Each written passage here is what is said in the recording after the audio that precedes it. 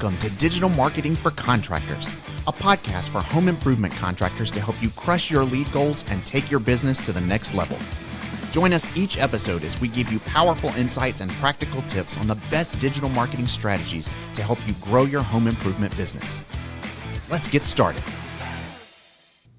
Welcome back to Digital Marketing for Contractors. I'm Caitlyn Noble. And I'm Meredith Medlin, and today we are talking about something that I genuinely believe is probably the most underestimated growth lever in home improvement contracting. Oh, strong opener. Set it up. All right.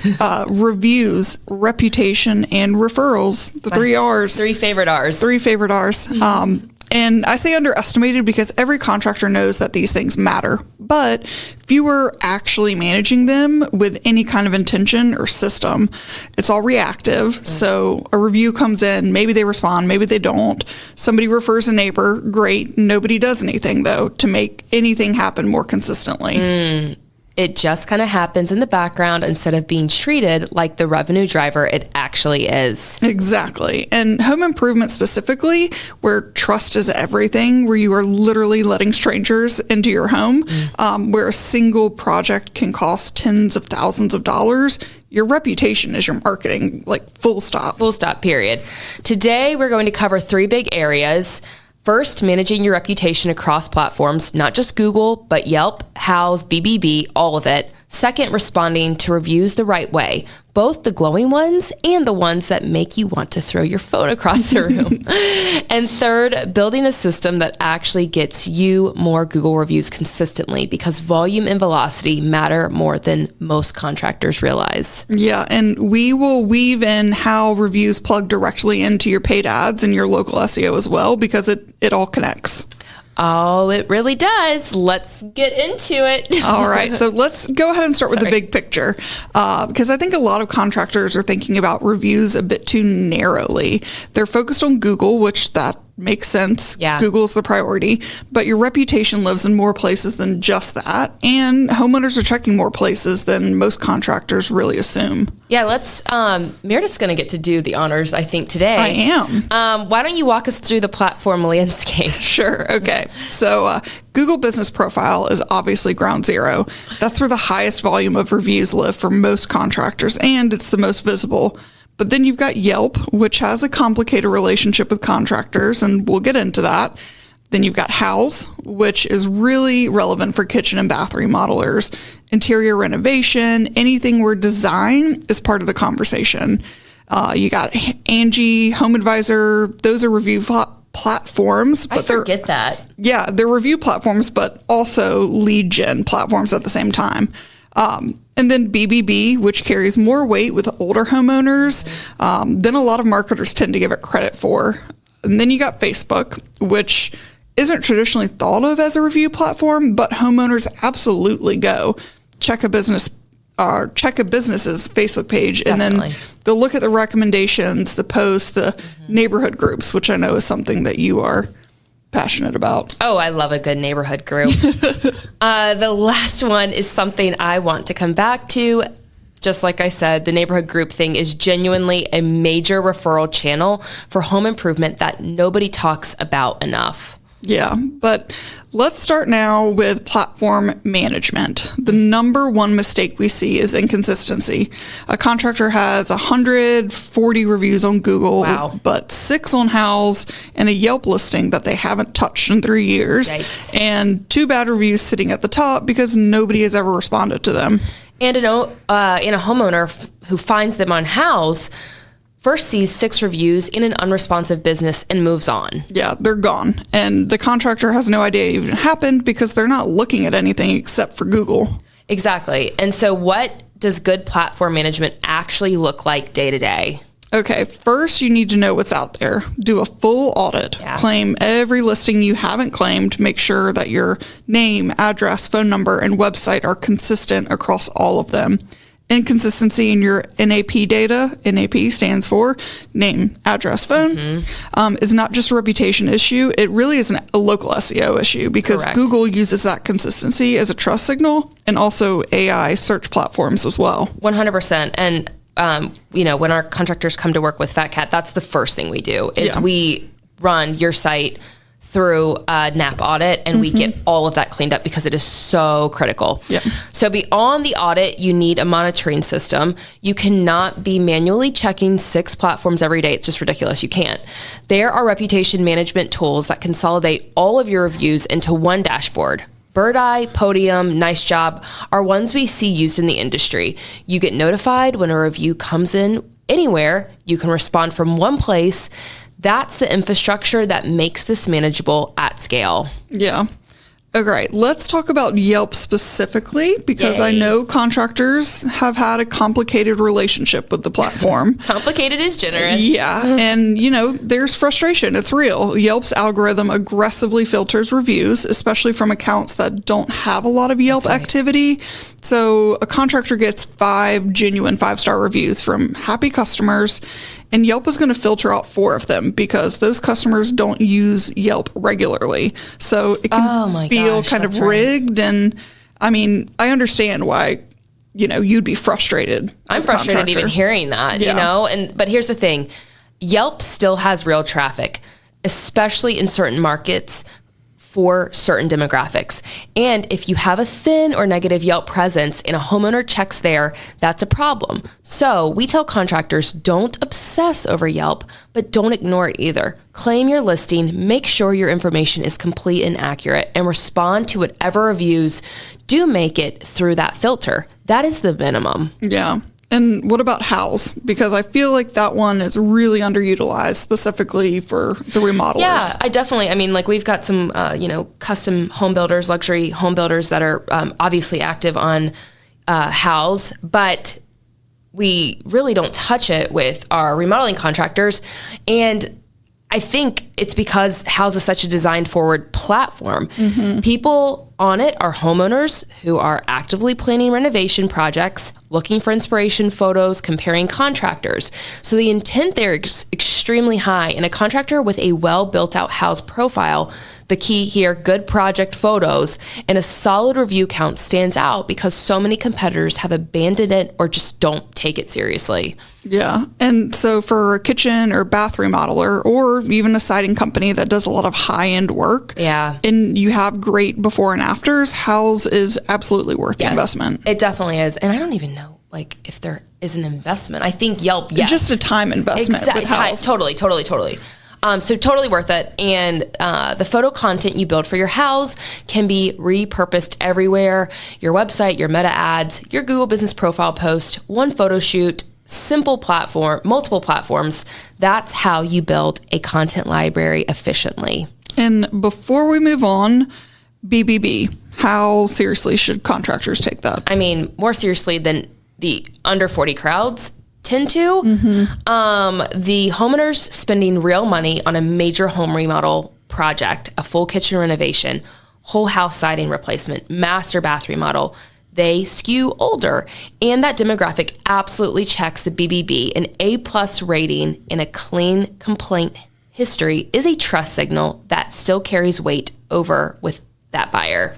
Yeah, and if you have unresolved BBB complaints that are sitting out there, that is actively costing you jobs. Someone price shopping 2 contractors, like everything else is equal, and then one BBB complaint, just it that does it. Yeah. So they're calling the clean one every single time. Okay. So the platform management key takeaway is know where you exist, make it consistent, monitor it actively, and treat every platform as a potential first impression with your homeowners because you don't know where your next customer is going to find you.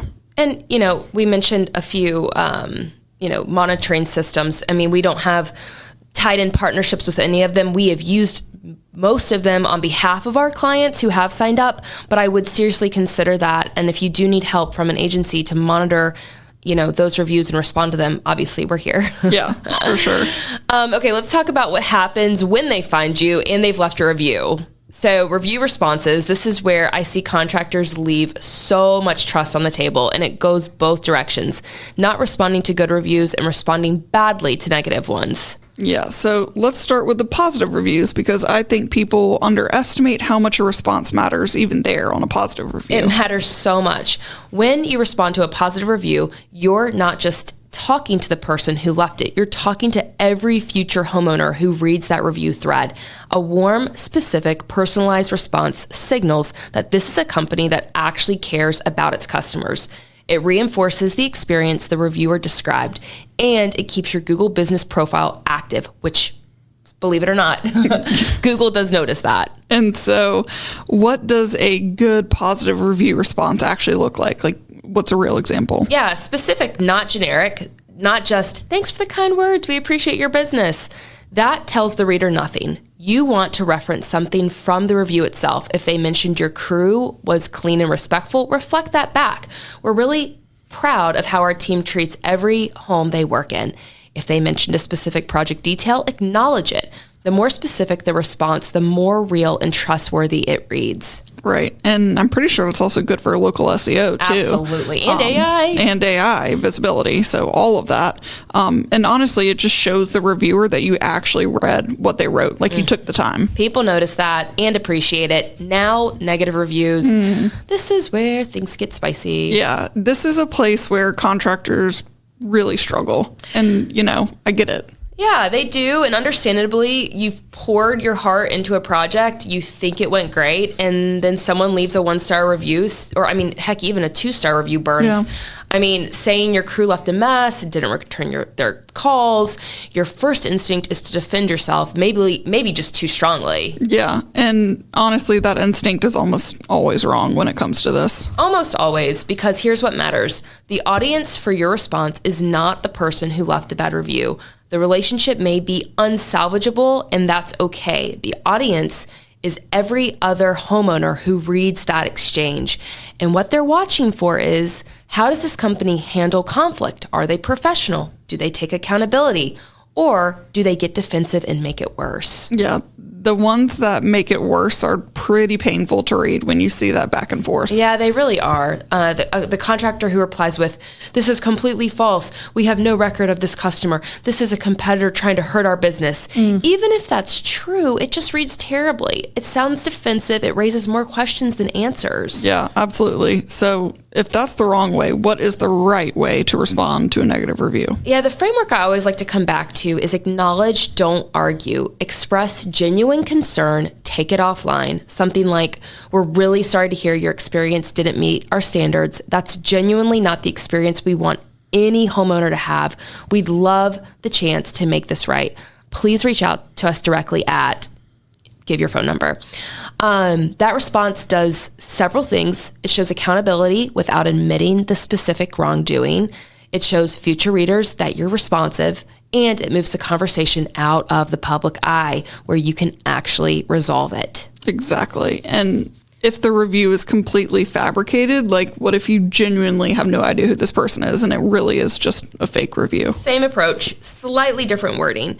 We've looked through our records and we're not able to locate a project matching your description. We'd really like to connect and understand what happened. Please reach out so we can look into this.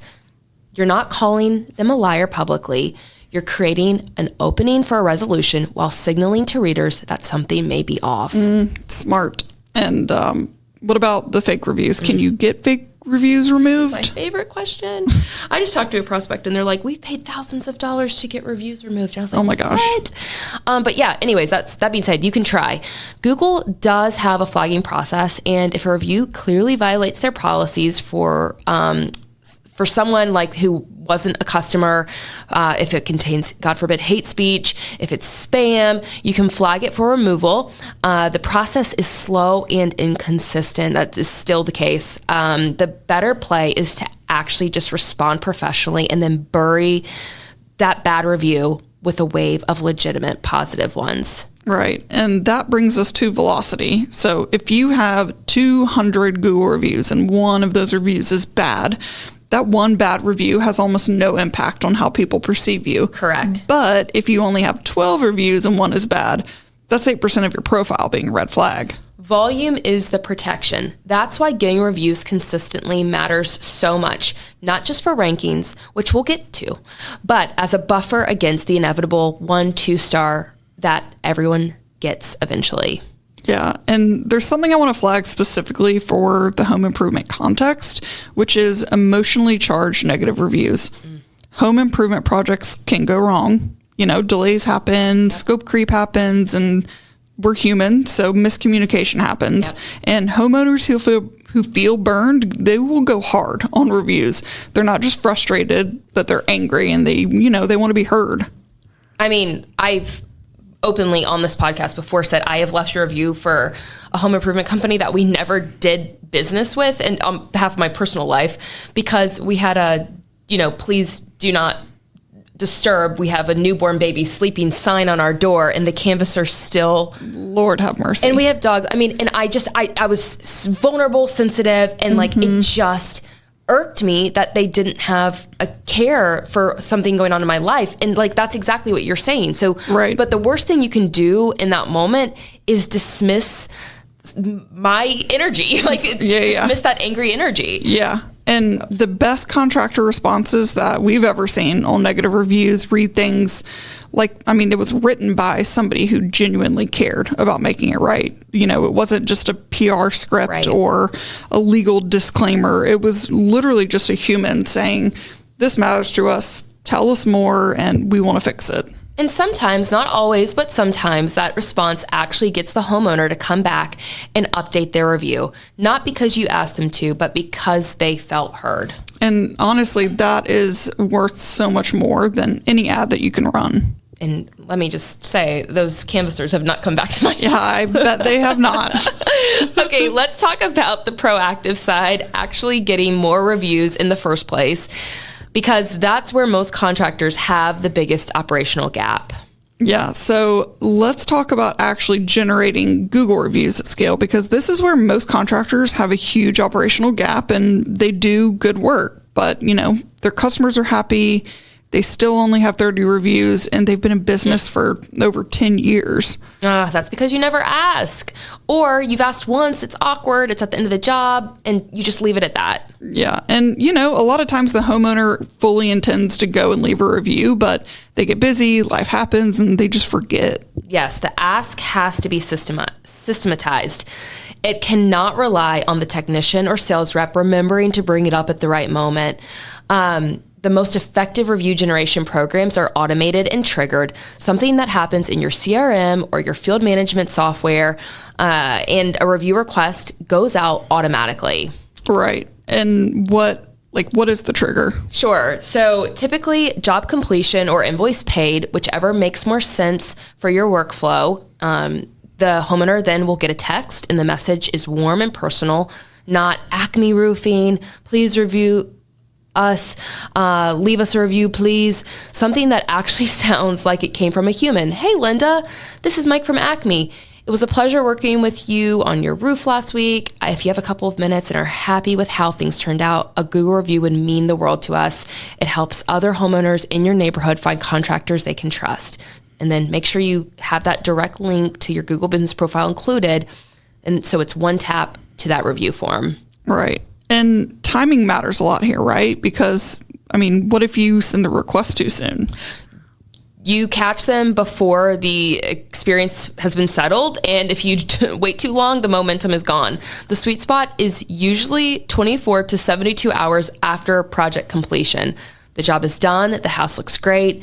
They're in that post-project glow where they genuinely want to tell someone how great everything looks. Yeah, and that post-project glow is real. I felt it as a homeowner. You're walking through your newly remodeled bathroom and you just want to show somebody, tell somebody. It's fantastic. Yeah, exactly. That's your window. And if that first text doesn't get a response, a single follow-up 3 to 5 days later is completely appropriate. You don't want to be pushy, but one reminder is not pushy. It's helpful. Yeah. And what about asking in person? Does that still work? Yeah, it works incredibly well, actually. But it needs to be paired with removing the friction. So the mistake is asking in person and then saying, just search us for us on Google. That requires way too many steps. If your installer or project manager ask in person, they should immediately text or email a direct link right then and there. We've even created leave behind cards, for our clients with a QR code to that Google business profile page. Yeah. So the ask and the link have to happen together, or honestly, you're not going to get that review. Right. And like you said, we've done leave behind cards, Yep. NFC tap cards, QR codes, having those at the job site. Yeah. I mean, definitely 100%. worth it. Totally works. Like I said, it absolutely works. I would have those no brainer, even, on the back of your business card if you want to. So easy. I think I just want to say one other thing. I know we talked about texting. I think texting is super easy because, it's right there all on your phone. You're already on your phone all the time. Email is important too. So most of these review generation softwares that exist, your CRM including, can also email that same request out. Right. And I think we just did a podcast with We sure did. a tool called Get the Referral. If you are interested in some of these softwares, but that was a quick plug. Okay. So let's talk really quick about why volume and velocity specifically matter, because I do want contractors to understand that it isn't just about social proof, but there's real algorithmic stakes here. Yes, this connects directly to your paid ads and your local visibility. On local service ads, which we talked about in the previous episode, your review count and your rating are primary ranking factors.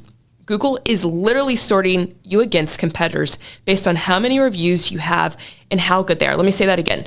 So your LSA ads are being shown not just because of budget, but because of the volume of reviews that you have.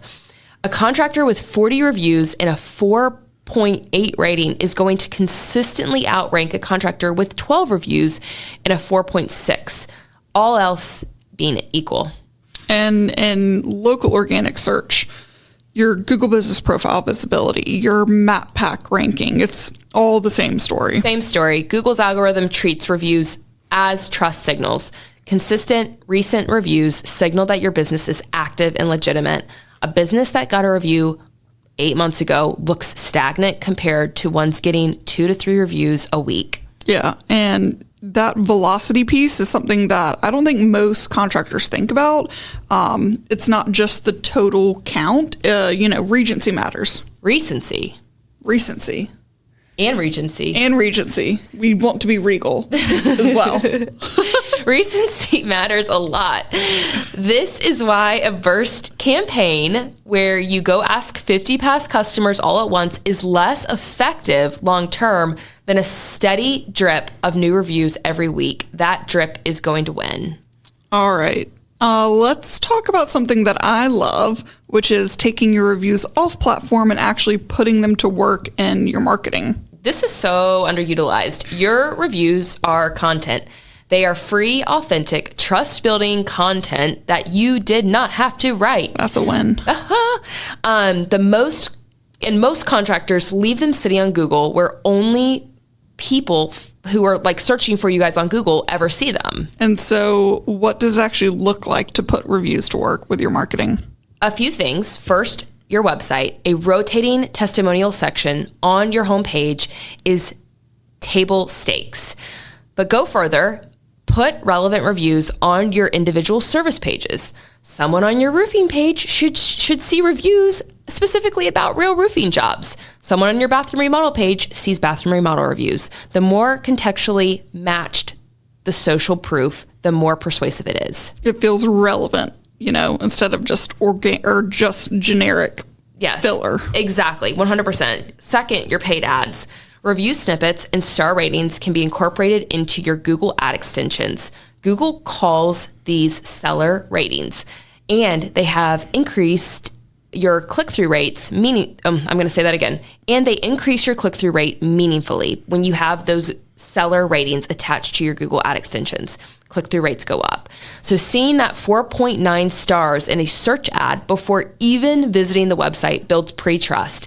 And on Meta, pulling a quote from a genuine customer review and turning it into ad creative is incredibly effective. It is word of mouth at digital scale. And people trust other homeowners more than they're going to trust a contractor talking about themselves, selling themselves, because, that's just human nature. Always will be. And third, your sales collateral, y'all. If your sales reps are going out to estimate jobs. They should have a leave behind or a digital presentation that includes customer reviews before and after photos. The homeowner you're sitting across from is thinking, how do I know this company is going to do what they say? A printed page with 10 real reviews from a neighbor in that area, and neighbors in that area, is one of the most persuasive close tools that you can put in a sales rep's hands. The neighbor thing is particularly powerful when it comes to home improvement. Hugely powerful. If you can show someone a review from a customer 2 streets over who had the same project done, that proximity creates a connection that no amount of advertising can buy. And that is the kind of bridge that we take into referrals, because that neighbor to neighbor dynamic is exactly how referrals work. They just happen organically. Yep, exactly. The same difference between a review and a referral is really just the delivery mechanism. The trust transfer is the same. Someone like me hired this company and had a great experience. Whether that comes through a Google review, a Facebook neighbor group post, or a direct personal recommendation, it's the same psychological mechanism. Which is why building systems around both of those, reviews and referrals, is so important, because one reinforces the other. That's the flywheel. More reviews build trust. More trust builds referrals. Referrals leave reviews, and the whole thing compounds over time.